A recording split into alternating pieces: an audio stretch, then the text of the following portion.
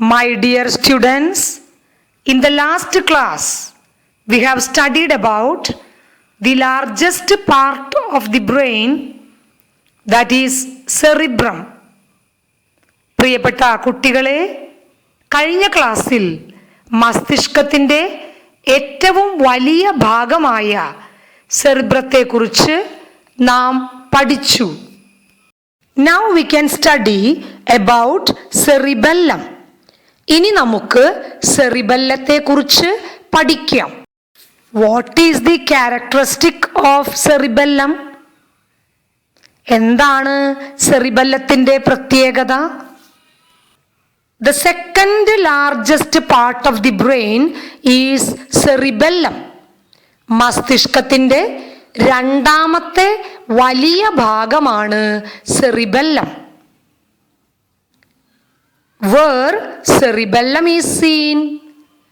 എവിടെയാണ് സെറിബെല്ലം കാണപ്പെടുന്നത്? Cerebellum is seen behind the cerebrum as two flaps. സെറിബ്രത്തിനു പിന്നിൽ താഴെ രണ്ടു ദളങ്ങളായി കാണുന്ന ഭാഗമാണ് cerebellum. There are fissures and grooves are present in the cerebellum as the cerebrum. സെറിബ്രത്തെ പോലെ ചുളിവുകളും ചാലുകളും സെറിബെല്ലത്തിലും കാണപ്പെടുന്നു. What is the function of cerebellum? എന്താണ് സെറിബെല്ലത്തിൻ്റെ ധർമ്മം? Cerebellum coordinates muscular activities and maintains equilibrium of the body. Cerebellum നമ്മുടെ പേശി പ്രവർത്തനങ്ങളെ ഏകോപിപ്പിച്ച് ശരീര തുലന നില പാലിക്കാൻ സഹായിക്കുന്നു. The part of the brain which helps to maintain balance of the body. Answer: cerebellum.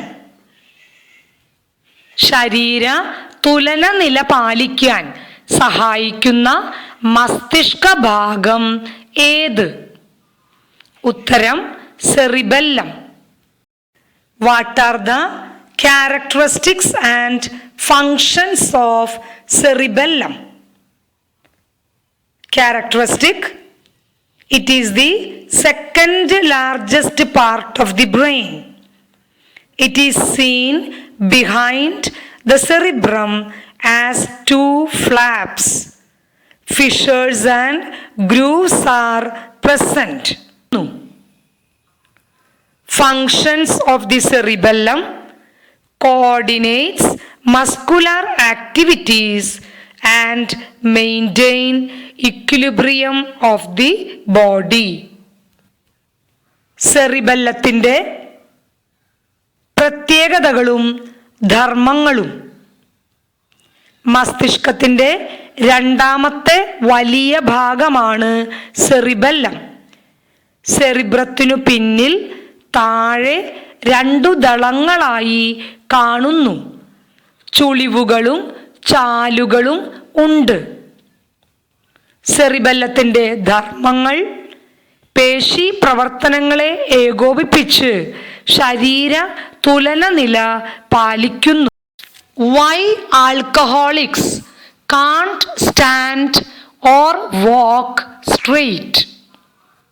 Alcoholics can't stand or walk straight because alcohol affects their cerebellum and the cerebellum can't coordinate the muscular activities and maintain the equilibrium of the body.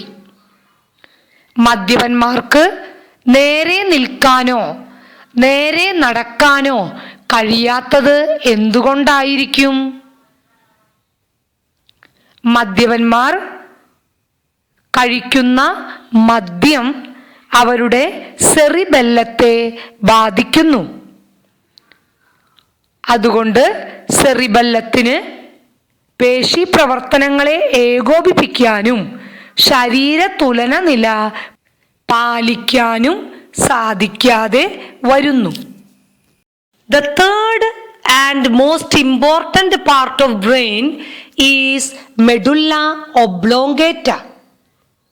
മസ്തിഷ്കത്തിൻ്റെ മൂന്നാമത്തെയും ഏറ്റവും പ്രധാനപ്പെട്ടതുമായ ഭാഗമാണ് medulla oblongata. Where medulla oblongata is seen? എവിടെയാണ് medulla oblongata കാണപ്പെടുന്നത്? It is seen below the cerebrum. ഇത് സെറിബ്രത്തിനു ചുവടെ, സെറിബ്രത്തിനു താഴെയായി കാണപ്പെടുന്നു. How medulla oblongata is seen? Medulla oblongata is seen as rod shaped. എങ്ങനെയാണ് മെഡുല്ല ഒബ്ലോങ്കേറ്റ കാണപ്പെടുന്നത്? ദണ്ഡാകൃതിയിലാണ് കാണപ്പെടുന്നത്. It is seen located near the cerebellum. സെറിബെല്ലത്തോട് ചേർന്നാണ് കാണപ്പെടുന്നത്. So what is the position of medulla oblongata? Medulla oblongata is seen below the cerebrum, located near the cerebellum. എവിടെയാണ് medulla oblongata കാണപ്പെടുന്നത്? സെറിബ്രത്തിനു ചുവടെ, സെറിബെല്ലത്തോട് ചേർന്നാണ് മെഡുല്ല ഒബ്ലോങ്കേറ്റ കാണപ്പെടുന്നത്. Now we can discuss what is the function of medulla oblongata. Medulla oblongata controls all involuntary actions in our body. Example, heartbeat and breathing. എന്താണ് medulla ഒബ്ലോങ്കേറ്റയുടെ ധർമ്മം? Medulla oblongata അനൈഷ്ഠിക പ്രവർത്തനങ്ങളെ നിയന്ത്രിക്കുന്നു. ഉദാഹരണം, ഹൃദയസ്പന്ദനം, ശ്വാസോച്ഛ്വാസം. What are involuntary movements? The movements which cannot be controlled by our will are called involuntary movements. എന്താണ് അനൈഷ്ഠിക പ്രവർത്തനങ്ങൾ? നമ്മുടെ ഇഷ്ടാനുസരണം നിയന്ത്രിക്കാനാവാത്ത ചലനങ്ങളാണ് അനൈഷ്ഠിക ചലനങ്ങൾ. Can you say an example of involuntary movement? Example, heartbeat, breathing. അനൈഷ്ഠിക ചലനങ്ങളുടെ ഉദാഹരണം പറയാൻ സാധിക്കുമോ? ഹൃദയസ്പന്ദനം, ശ്വാസോച്ഛ്വാസം. The fourth part is thalamus. Where thalamus is situated? Thalamus is situated below the cerebrum. നാലാമത്തെ ഭാഗമാണ് തലാമസ്. എവിടെയാണ് തലാമസ് കാണപ്പെടുന്നത്? തലാമസ് കാണപ്പെടുന്നത് സെറിബ്രത്തിനു താഴെയാണ്. What are the functions of thalamus? എന്താണ് തലാമസിന്റെ ധർമ്മം? Thalamus acts as relay station of impulses to and from the cerebrum. എന്താണ് തലാമസിന്റെ ധർമ്മം? സെറിബ്രത്തിലേക്കും സെറിബ്രത്തിൽ നിന്നുമുള്ള ആവേഗങ്ങളുടെ പുനഃപ്രസരണ കേന്ദ്രമാണ് thalamus. Thalamus directs the impulses to the cerebrum and also from the cerebrum.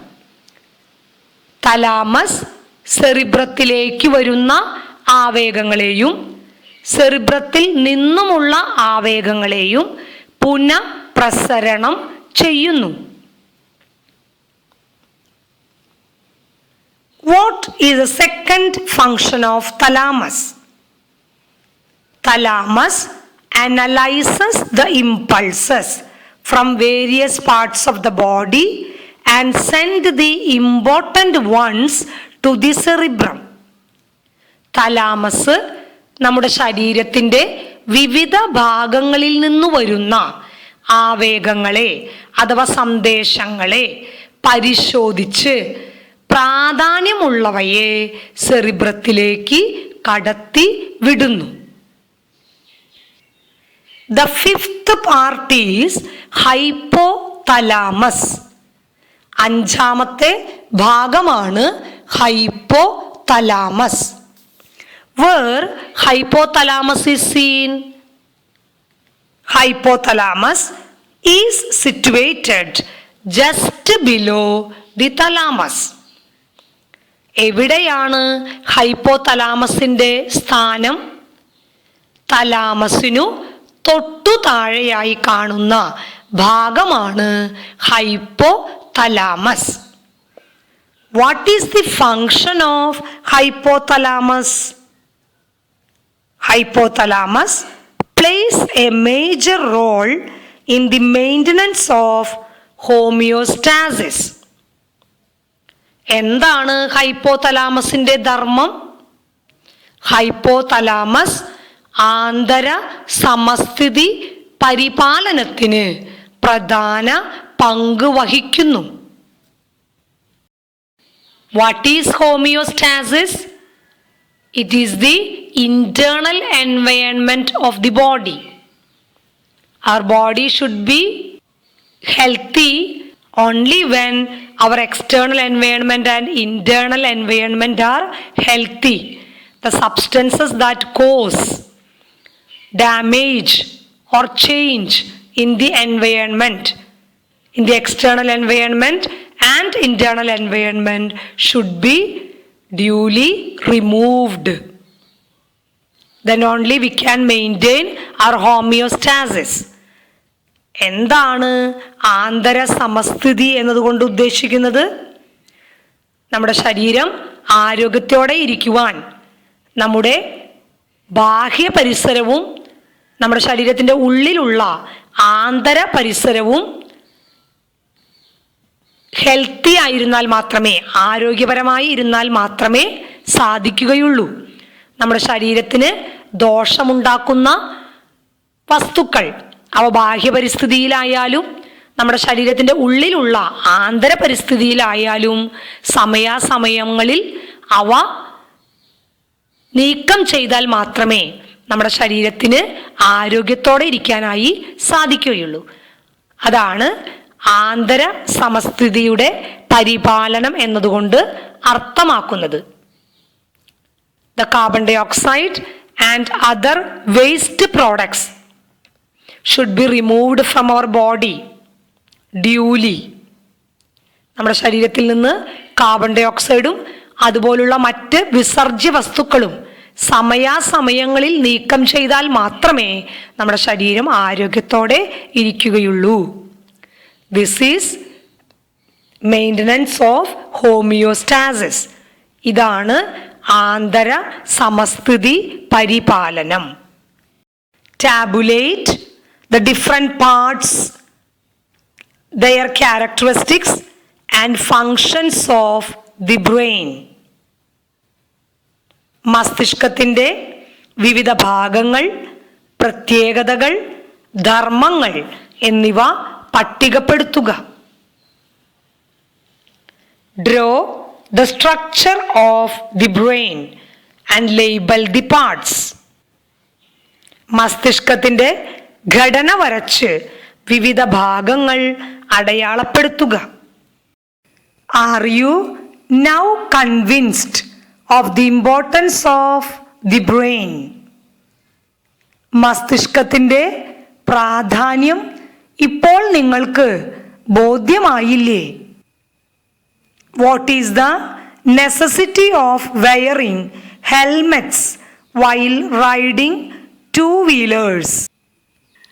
ഇരുചക്രവാഹനങ്ങളിൽ യാത്ര ചെയ്യുമ്പോൾ helmet ധരിക്കേണ്ടതിൻ്റെ ആവശ്യകത എന്തെല്ലാം?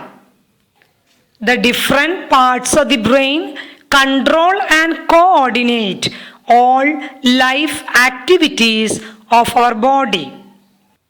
The different parts of the brain control and coordinate all the important functions of our body. So, we have to protect our brain. This is why it is necessary to wear helmets while riding two-wheelers. നമ്മുടെ ശരീരത്തിലെ ജീവൽ പ്രവർത്തനങ്ങളെയെല്ലാം നിയന്ത്രിക്കുകയും ഏകോപിപ്പിക്കുകയും ചെയ്യുന്നത് മസ്തിഷ്കത്തിൻ്റെ വിവിധ ഭാഗങ്ങളാണ്. അതിനാൽ നാം നമ്മുടെ മസ്തിഷ്കത്തെ സംരക്ഷിക്കേണ്ടത് അത്യാവശ്യമാണ്. അതിനാലാണ് ഇരുചക്ര വാഹനങ്ങളിൽ യാത്ര ചെയ്യുമ്പോൾ ഹെൽമറ്റ് ധരിക്കണം എന്ന് പറയുന്നത്. Helmet is necessary while riding two wheelers. ഇരുചക്രവാഹനങ്ങൾ ഓടിക്കുമ്പോൾ നിർബന്ധമായും ഹെൽമറ്റ് ധരിക്കേണ്ടത് ആവശ്യമാണ്. മസ്തിഷ്കത്തിൻ്റെ വിവിധ ഭാഗങ്ങളാണ് നമ്മുടെ ശരീരത്തിൽ നടക്കുന്ന എല്ലാ പ്രധാനപ്പെട്ട ജീവൽ പ്രവർത്തനങ്ങളെയും നിയന്ത്രിക്കുന്നത്. So we have to protect our brain by wearing helmets while riding two wheelers. അതിനാൽ നാം നമ്മുടെ മസ്തിഷ്കത്തെ സംരക്ഷിക്കുന്നതിനായി ഹെൽമെറ്റ് ധരിക്കണം. ഇരുചക്രവാഹനങ്ങളിൽ യാത്ര ചെയ്യുമ്പോൾ ഹെൽമെറ്റ് ധരിക്കാൻ ഒരിക്കലും മറന്ന് പോകരുത്. Any damage to the brain may lead to death. മസ്തിഷ്കത്തിനുണ്ടാകുന്ന ഏതെങ്കിലും വിധത്തിലുള്ള ക്ഷതങ്ങൾ അല്ലെങ്കിൽ തകരാറുകൾ മരണത്തിലേക്ക് നയിച്ചേക്കാം.